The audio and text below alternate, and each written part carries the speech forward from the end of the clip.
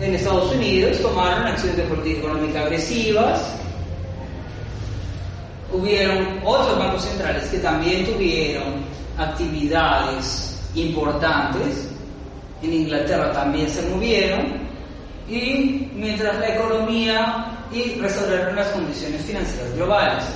Mientras la economía global se recuperaba, lo que se vio reflejado en un aumento de las materias primas y la reducción de la aversión al riesgo global. Mientras esto pasó, los países emergentes mejor preparados fueron capaces de continuar con el rápido crecimiento económico.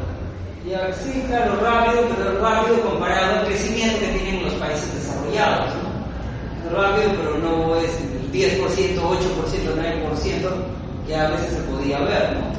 Más probablemente incluso podrías encontrar 4,5, ¿no? 4,2, 4,5, 5, pero ver más ya es un poco más raro, ¿no? Bueno, eso es lo que pasó, ¿no? Actuar rápidamente, de manera coordinada, los distintos bancos centrales para lograr una mejora de las condiciones financieras globales. Bueno, la aversión al riesgo, ¿se acuerdan? La aversión al riesgo es simplemente rechazar riesgos, no querer tomar riesgos. Querer invertir solamente en los activos más seguros.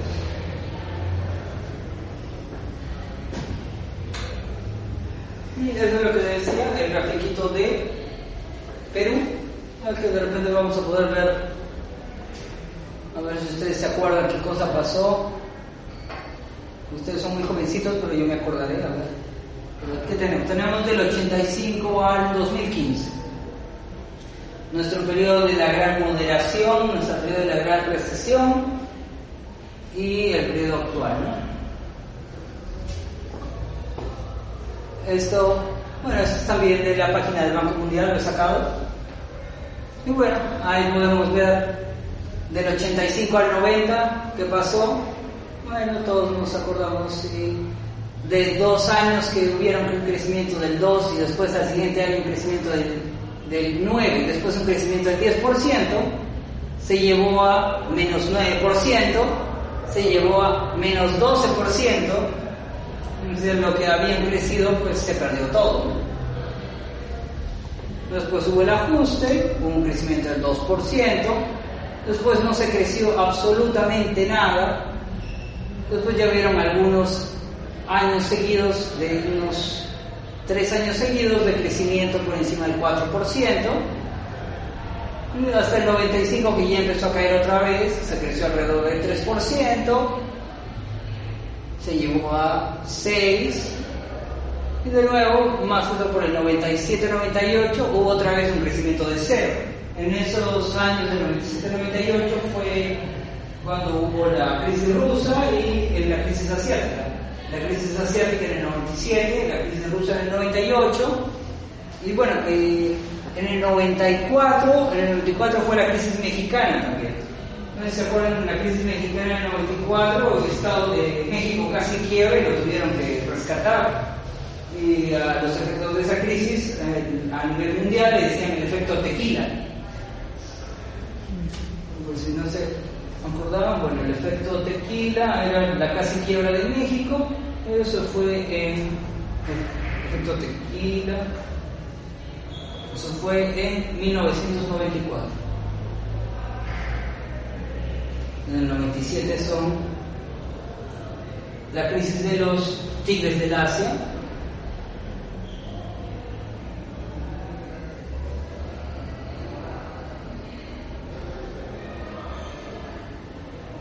en el sureste asiático, ¿no? Ustedes se acuerdan, cada vez que hay un grupo de países al que la gente lo promueve, que le sacan libros, que hay un milagro económico de tal, y se promociona bastante, después acaban entrando siempre en crisis, porque han tenido un crecimiento exponencial que al final no estaba justificado, ¿no? Puede crecer por un tiempo, pero después ya es demasiado, y en el proceso de ajuste, pues pueden acabar perdiendo casi todo lo que avanzaron, ¿no? Y en el 98 fue la crisis rusa, cuando no quisieron pagar la deuda.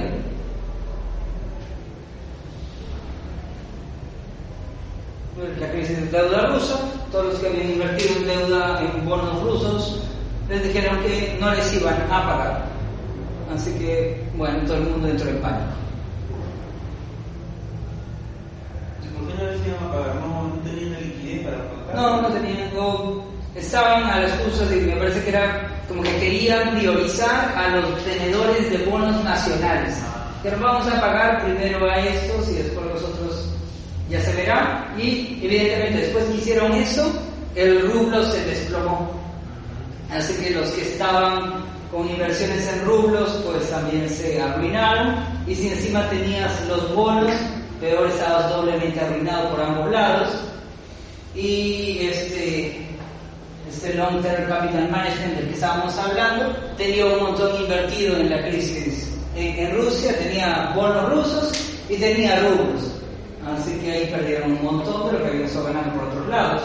Pero encima esa volatilidad no se queda ahí, pues se contagia a todos los tenedores de bonos, esos se quedan sin liquidez y después puede llevar contagio a todas las demás instituciones en otros países. Todo es pánico entonces. Sí, pues si no, y de ahí tuvieron que fue cuando Warren Buffett acabó comprando una buena parte de Long Term Capital Management también, porque decían, si no lo hacían, creían que había riesgo de que toda la economía estadounidense se desplome. Bueno, si fuera verdad, tal vez, no sé, podía ser, ¿no? Pero prefieren no averiguarlo, ¿no? En el caso de México, por ejemplo, ¿qué fue el principal detonante de que iba a quebrar el país? A mí me parece que estaban también con temas de control de tipos de cambio. Es que lo malo, pues cuando uno defiende tipos de cambio, al final se gasta todas sus reservas defendiendo el tipo de cambio. Para estar controlando el tipo de cambio. Claro. Supongo que por el tema del narcotráfico había abundancia de dólares. Muy bueno, pero para México es importante su petróleo. Ahí es como con $100 million. Bueno, legalmente. Pero, pues sí, es lo malo, pues siempre que tienen países con control de tipos de cambio se acaban gastando. No sé si te acuerdas que antes también hubo en Inglaterra, no me acuerdo exactamente en qué año fue, yo creo que fue en los 80s, me parece. No sé si te suena este señor, yo creo que sí te puede sonar, George Soros. Bueno, el señor George Soros, que tenía como nickname, que tenía como chapa, que le decían el hombre que casi quiebra al Banco de Inglaterra, porque prácticamente lo quebró, porque estaba especulando contra la libra esterlina, porque el Banco de Inglaterra estaba tratando de defender la libra esterlina, y bueno, él estaba especulando con que iba a bajar, ¿no? Pero claro, él ¿cómo se beneficia? Se beneficia con los derivados, ¿no? O sea, aparte de estar comprando, también tiene derivados para que en el momento en el que caiga él se beneficie cambiando las opciones de venta, ¿no? Porque ya tiene opciones de venta con un precio asegurado alto, ¿no? Pero él está tratando de invertir directamente en el mercado cambiario para lograr modificar los precios. Obviamente los movimientos son tan grandes que el banco se da cuenta que están haciendo eso, así que el banco trata de intervenir. Así que fueron los dos que se pusieron a la vez a tratar de modificar el precio. Y Soros parece que tenía más liquidez que el Banco de Inglaterra en ese momento, y el banco tuvo que dejar que flote la moneda, y Soros acabó ganando, ¿sabes cuánto ganó? Creo que había ganado 200 millones en un día, una cosa así. Pero la cosa es que fue en un solo día que había hecho eso y se gastó todas las reservas de Inglaterra. Bueno, todo lo que quisieron gastar en ese momento, ¿no? O sea que se dieron cuenta que era inútil. El tema esto de los tiros de gases es mucho lo que pasó con Singapur o Malasia, ¿no? Pero ahí básicamente el problema se dio, creo que a temas de Tailandia también, ¿no? A temas de materia bancaria, bueno. ¿O si fue por materia prima o fue por tema de deuda? No, bueno, lo que yo sé que fue importante en la crisis del Asia fue el tema bancario, que hubo un contagio, que hubo capitales golondrinos, que hubo mala supervisión de los bancos y que tenía mucha inversión de otros países que al primer momento que hubo un poco de susto, simplemente retiraron todo. Y no solamente retiraron de uno, retiraron de todos los otros que estaban ahí. ¿Y cómo fue este proceso para que se recuperaran estos capitales que salieron? No, bueno, es que no eran capitales que nunca iban a buscar invertir a largo plazo. Si ya vienen otros después, son otros capitales distintos, no son los mismos inversionistas, ¿no? Porque estos siempre van a buscar solamente oportunidades de corto plazo, de máximo año. Oportunidades de corto plazo, claro, justamente ahí máximo año. Están en ese periodo de tiempo, pero ¿qué tipo de negocios pueden ser rentables para estar solamente en ese periodo? O sea, invierten, sacan... Temas con acciones. Básicamente acciones. Claro, no puede haber proyectos reales. No hay nada más hacer en tan poco tiempo. No, pues por eso podían salirse tan rápidamente. Vendían, todo era papel. Vendían lo que habían comprado. Sí, exacto. Y podían salirse fácilmente. Y encima, pues haciendo eso, se trajeron abajo los tipos de cambio. Y para colmo, ahí hubieron unas intervenciones de... ¿Saben qué otro problema hubo? Pues es que el problema es que el Fondo Monetario intentó ayudar en esa crisis, pero de acuerdo a varias cosas que he revisado, parece que la intervención del Fondo Monetario más bien no ayudó, más bien empeoró la crisis. Así que parece las cosas que recomendaron no sirvieron y agravaron el problema, así que fue peor y la crisis continuó. ¿Sí? Hay varios economistas que estaban criticando la actuación del Fondo Monetario en esa crisis. Aparte que antes les habían recomendado que liberalicen el sector bancario y financiero cuando todavía ni siquiera tenían la capacidad de regular los bancos. No tenían una SDS que funcione correctamente. ¿Y en qué estamos considerando la crisis de Grecia? No, pero es que después. La crisis de Grecia es después. No, pero la crisis europea empieza en el 2010. Pero claro, no, Grecia ya venía mal desde antes. Y antes también otro que venía mal era otro que ponían como ejemplo, Irlanda. Irlanda también decían que era un gran ejemplo. Había incluso un libro de Oppenheimer, de Andrés Oppenheimer, que hablaba del gran milagro irlandés y que cómo habían logrado gracias a las políticas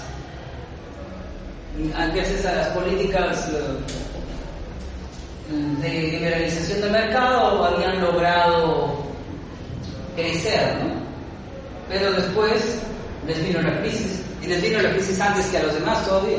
Pero bueno, digo, cada vez que sacan un caso de éxito, todos los capitales van ahí y lo revientan, y después quedan igual que antes, pero como ya has estado viviendo mejor por un tiempo, te parece que estás peor. Es por un tema especulativo, no todo el mundo quiere invertir en ese... Claro, todo se concentra en un solo lado, y encima Irlanda es un país pequeño.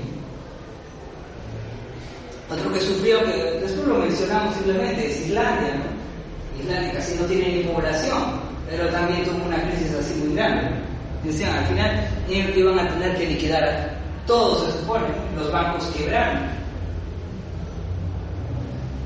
En Islandia la diferencia, si ustedes se acuerdan, fue que en Islandia dejaron quebrar los bancos, ahí no los salvaron. Y dicen, bueno, que probablemente tal vez por eso se recuperaron más rápido. Bueno, y ya, por eso aquí teníamos, a ver, estas que sabemos cuál es, aquí, menos 12%, esto fue por las políticas de García, y bueno, hay partes en las que parece, uy, cuánto crecimiento, pero realmente es solamente porque abajo hay un menos 10, y que nos está haciendo parecer que está muy arriba, pero realmente está por el 2-3%, no es gran cosa. ¿Sí? Y de esta que se llegó al 2000, ¿no? En el 2000 no se creció prácticamente nada, se creció 2%, 2001, 1%. Si eso pasara ahora, dirían, el gobierno es un fracaso, la política económica no sirve. Pero bueno, ahí habían varios años con 2 o 0%, y les parece que es algo, un buen periodo, pues no sé, no puede ser, pero bueno, ya será que ser acostumbrados después al gran, cuando ya nosotros por fin entramos a la gran moderación, ¿no? A partir del 2001, y ahí recién ya empezamos a tener crecimiento. Entonces digo, realmente no hemos tenido nosotros la gran moderación hasta la época de Paniagua, ni siquiera recién con Toledo. En esa época recién empezado. Y después rapidito nos agarró. ¿Cuál nos agarró? No sé. Bueno, nos agarró la crisis, la gran recesión, ¿no? Nos agarró la gran recesión, pero esto es algo que lo que decía el reporte del riesgo del Banco Mundial, que Perú, debido a su manejo responsable de las políticas macroeconómicas en 2 años de bonanza, que fueron 6, wow, ¿cuántos años? Entonces, fueron capaces de sobrellevar rápidamente la crisis, ¿no? Así que se cayó, pero ahí mismo se levantó. Pero claro, nada de eso genera empleo, es simplemente el PBI que bajó y subió, ¿no? Pero con respecto al nivel de vida de las personas, puede mejorar también, pero no es equitativo tampoco, pues, ¿no? Se sabe, ¿no?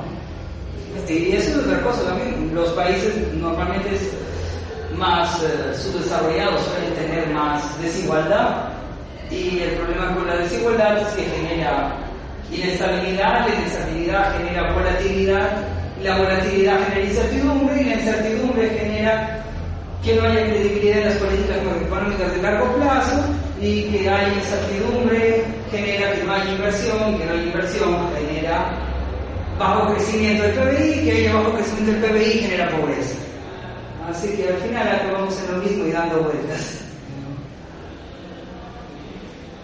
Bueno, ese es el asunto con la gran moderación. Hubo la recesión, se recuperó rápidamente el crecimiento, gracias de acuerdo al Banco Mundial, pues, de acuerdo a las políticas responsables y la moderna gestión macroeconómica.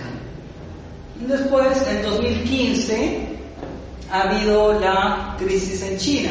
Eso no sé si le han puesto ya algún nombre, pero sí fue una crisis muy grande, porque en un solo día la bolsa bajó como 15%, y después en los otros días siguió cayendo. Y bueno, trataron de controlar eso, pero como China es uno de nuestros grandes compradores, entonces a nosotros también nos ha afectado. Y bueno, y ahí estamos a incertidumbre, pero para este año se esperaba que terminen. Había alguna previsión que daba como 4.2%, había otra institución del Estado que daba como 4.5%, y el Fondo Monetario daba como 3.8%, una cosa así. Así que bueno, entre 3.8 y 4.4 más o menos se esperaría que se esté en este momento. Y ahora unos 5 minutitos. Descansamos. La garganta.